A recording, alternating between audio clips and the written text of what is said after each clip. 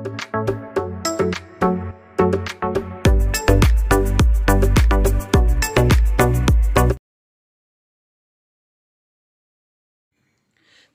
ഏവർക്കും study Nifty മലയാളത്തിൻ്റെ daily market ന്യൂസിലേക്ക് സ്വാഗതം. ആദ്യം തന്നെ ഇന്ന് നമ്മുടെ മാർക്കറ്റിന് അവധിയാണ്. മാർച്ച് 3 ഹോളിയോടനുബന്ധിച്ച് ഇന്ന് നമ്മുടെ മാർക്കറ്റിൽ ഒരു ഹോളിഡേ ആണ്.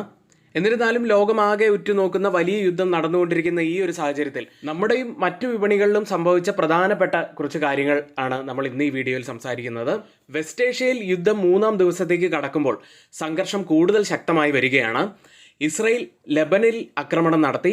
ഹിസ്ബുള്ളയുടെ തിരിച്ചടിക്ക് പിന്നാലെ ഇറാനും ശക്തമായിട്ടുള്ള വ്യോമാക്രമണങ്ങൾ നടത്തി. സൗദി ആരാംകോയുടെ ഒരു റിഫൈനറിയിലും ആക്രമണം നടത്തിയതായി റിപ്പോർട്ടുണ്ട്. ഇസ്രയേൽ പ്രധാനമന്ത്രി ബെഞ്ചമിൻ നെതന്യാഹുവിന്റെ ഓഫീസ് ലക്ഷ്യമിട്ട് ഇറാൻ ആക്രമണം നടത്തി എന്നും വാർത്തകളുണ്ട്. അതേസമയം അമേരിക്കൻ പ്രസിഡന്റ് ഡൊണാൾഡ് ട്രംപ് ഇറാനുമായി യുദ്ധത്തിൽ ഇനിയും വലിയ തരംഗം ഉണ്ടാകാൻ സാധ്യതയുണ്ട് എന്ന് മുന്നറിയിപ്പ് നൽകുന്നു.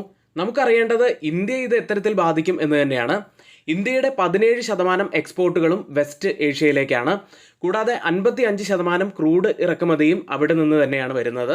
ഇന്ത്യക്ക് ഒരു ആശ്വാസകരമായ കാര്യം എന്താണെന്ന് വെച്ചാൽ ഇന്ത്യക്ക് ഏകദേശം 74 ദിവസത്തേക്കുള്ള സ്ട്രാറ്റജിക് ഓയിൽ റിസർവ് ഉള്ളതിനാൽ ഉടൻ ഒരു സപ്ലൈ പ്രശ്നം ഉണ്ടാകില്ല എന്നുള്ള ഒരു ചെറിയ ആശ്വാസമുണ്ട്.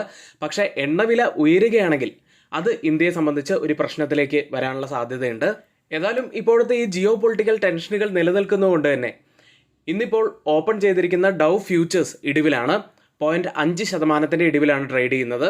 ഇന്നലെ പ്രധാനപ്പെട്ട മാർക്കറ്റുകളെല്ലാം ഇടിഞ്ഞിരുന്നു. യൂറോപ്യൻ വിപണികളും ഇന്ത്യൻ വിപണിയും കൂടാതെ മറ്റ് ഏഷ്യൻ വിപണികളും എല്ലാം ഇടിഞ്ഞിരുന്നു.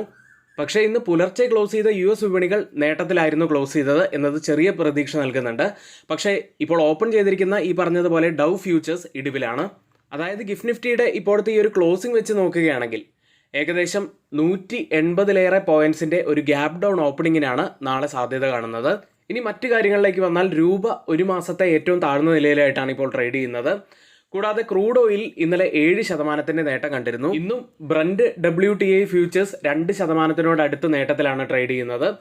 ഗോൾഡ് പ്രൈസുകളും സിൽവർ പ്രൈസുകളും 1% മുകളിൽ നേട്ടത്തിൽ ഇപ്പോൾ ട്രേഡ് ചെയ്യുന്നു. ഇന്നത്തെ പ്രധാനപ്പെട്ട കുറച്ച് ഹൈലൈറ്റുകൾ മാത്രമാണ് നമ്മൾ പറഞ്ഞത്. കൂടുതലായിട്ടുള്ള എല്ലാ കാര്യങ്ങളും നമുക്ക് നാളെയുള്ള നമ്മുടെ പ്രീ മാർക്കറ്റ് വീഡിയോയിൽ നമുക്ക് ഡിസ്കസ് ചെയ്യാവുന്നതാണ്. ഇനി നമ്മുടെ ഈ വീഡിയോയ്ക്ക് ആരും ലൈക്ക് ചെയ്യാൻ മറക്കരുത്. ഇപ്പോൾ തന്നെ ആ ലൈക്ക് ബട്ടൺ ഒന്ന് ക്ലിക്ക് ചെയ്യുക. ചാനൽ സബ്സ്ക്രൈബ് ചെയ്യാത്തവർ ഇപ്പോൾ തന്നെ ചാനൽ ഒന്ന് സബ്സ്ക്രൈബ് ചെയ്യുക. എങ്കിൽ ഇന്നത്തെ ഈ വീഡിയോ ഇവിടെ പൂർത്തിയാവുന്നു.